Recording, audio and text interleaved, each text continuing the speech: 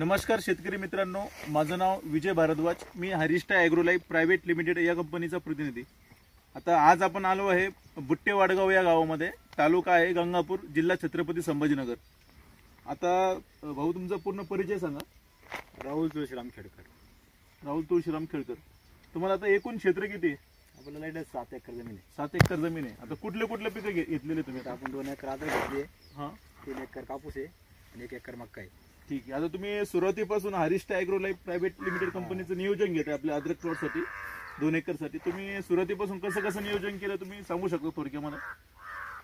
आम्ही पहिल्यांदा सुरुवातीला तुमचं हाय स्टॅम्पिंग वापरलं होतं, हायस्ट टाइम वापरलेलं आहे. डायचं वापरलं, हां बाकी मग डीएफ वापरलं तुमचं. डीएफ पण वापरलेलं आणि स्पेशलिटी ग्रेड पण तुम्ही वापरलेले आहे. हा. आता तुम्ही हाय स्टंपिंग सोडल्यानंतर तुमच्या अद्रक प्लॉट मध्ये तुम्हाला काय बेनिफिट झालं, म्हणजे फरक काय पडलं तुमच्या प्लॉट मध्ये? आमचे स्टॅम्पिंगचे आपले कोंब आहे आपले, हां हे थोडं जास्त प्रमाणात नाही, जास्त प्रमाणात म्हणजे फुटवा जास्त निघालेला फुटवा आहे. जास्त प्रमाणात निघाला. आता एकूण आपण त्याचे फुटवे मोजलेले आहे. एकूण किती फुटवे भरलेले त्याचे? आपल्याचे 75 ते 80 फुटवे काढलेले. 75 ते 80 फुटवे भरलेले आहे. आणि तुम्ही एक डाझो नावाचा प्रोडक्ट पण तुम्ही वापर केलेला आहे. डाझोचे तुम्हाला काय बेनिफिट झाले?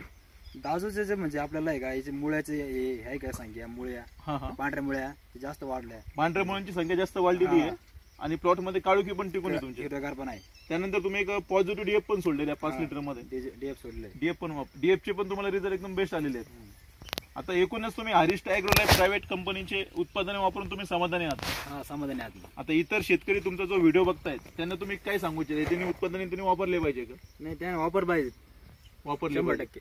ठीक आहे. ठीक आहे साहेब, तुमच्या समाधानामध्येच आमचं समाधान आहे. धन्यवाद.